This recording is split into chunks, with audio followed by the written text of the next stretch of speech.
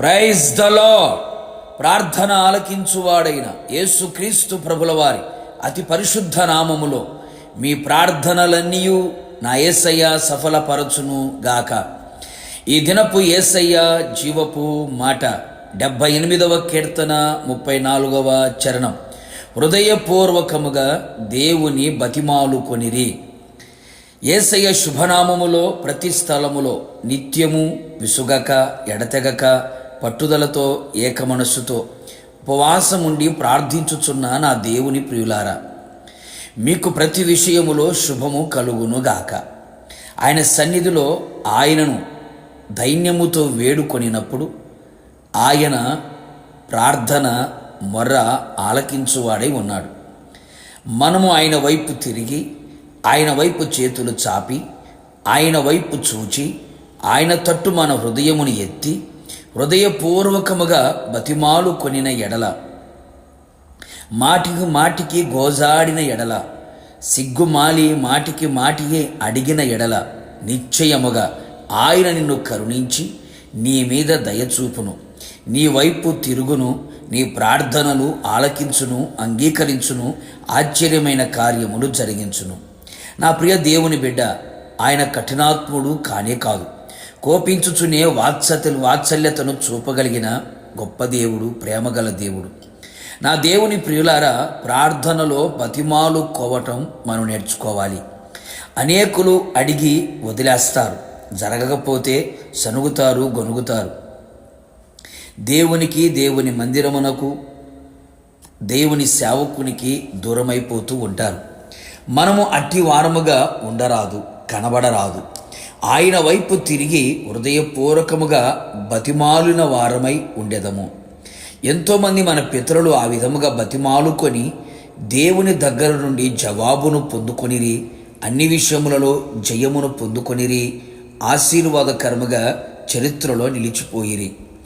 మనష్షే అనే రాజు శ్రమలో ఉన్నప్పుడు తన దేవుడైన యేసయ్యను బతిమాలుకొని తన పితరుల దేవుని సన్నిధిని తన్ను తాను బహుగా తగ్గించుకొని ఆయనకు మరలిడినప్పుడు ఆయన అతని విన్నపములు ఆలకించి చెరసాలలో నుండి తన రాజ్యములోనికి తెచ్చెను, సింహాసనం మీద కూర్చుండబెట్టెను. నీవు జాగ్రత్తగా దేవుని వెదకిన ఎడల, సర్వశక్తుడైన దేవుని బతిమాలు కొనిన ఎడల, నిశ్చయముగా ఆయన నీయందు శ్రద్ధ నిలిపి నీ నీతికి తగినట్లు నీ నివాస స్థలమును వర్ధిల్ల చెయ్యును. అప్పుడు నీ స్థితి మొదట కొద్దిగా ఉండినను తొదకు నీవు మహా అభివృద్ధి పొందెదవు. మనము దేవుని బతిమాలు కొనిన ఎడల ఆయన మనలను కటాక్షించును. ఆయన కటాక్షము, కనికరము, కృపలో దాగి ఉన్న ప్రతి శ్రేష్టమైన ఆశీర్వాదములని మనం అనుభవించదము. ఎలుగెత్తి యేసయ్యను బతిమాలుకొని నీ కలిగిన బాధ ఆయన సన్నిధిలో తెలియచెప్పుము. నిశ్చయముగా నీ బాధలన్నిటిలో నుండి నిన్ను విడిపించును, కాపాడును, నీ ఎడల శ్రద్ధ చూపును. ఆయనను బతిమాలు కొనుట మన ఆత్మీయ జీవితంలో, భౌతిక జీవితంలో మేలు కలుగు చేయును. భక్తుడైన యాకోబు దూతతో పోరాడి జయం పొందెను. అతడు కన్నీరు విడిచి దేవుని బతిమాలెను. బేతేలులో ఆయన అతనికి ప్రత్యక్షమాయెను. ఆయనను బతిమాలి స్వస్థత పొందినవారు, మేలులు పొందినవారు, పోగొట్టుకున్నవి తిరిగి పొందినవారు, వాగ్దానమును స్వతంత్రించుకున్నవారు అనేకులు కలరు.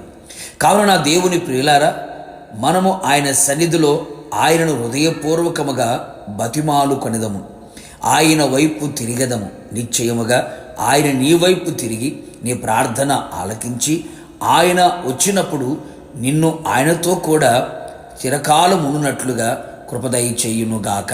ప్రార్థన. అత్యంత కృపగలిగిన మా తండ్రి, నీ పరిశుద్ధమైన పాదములకు స్తోత్రాలు. మరొకసారి మా ప్రార్థన ఆలకించే దేవుడిగా మీరు ప్రత్యక్షమయ్యారు. నీ వైపు తిరిగి హృదయపూర్వకముగా బతిమాలు కొనిన వారి జీవితంలో మీరు చేసే గొప్ప కార్యములన్నీ కూడా ప్రభా, మీ ప్రియ బిడల జీవితంలో మీరు చేయమని కోరుతున్నాం. అన్ని విషయాలను ఆశీర్వదించి అన్ని విషయంలో జయమును కలుగు చేసి విజయోత్సవాలు ఊరేగింప చేసి మీ రాకడకు సిద్ధపరచమని యేసు నామములో అడిగి పొందుకొని ఉన్నాము తండ్రి, ఆమేన్. నిశ్చయముగా మీరును మీ కుటుంబ సభ్యులందరూ ఆయన వైపు తిరిగి బతిమాలుకొని దైవాశీర్వాదములు పొందుదురుగాక. God bless you.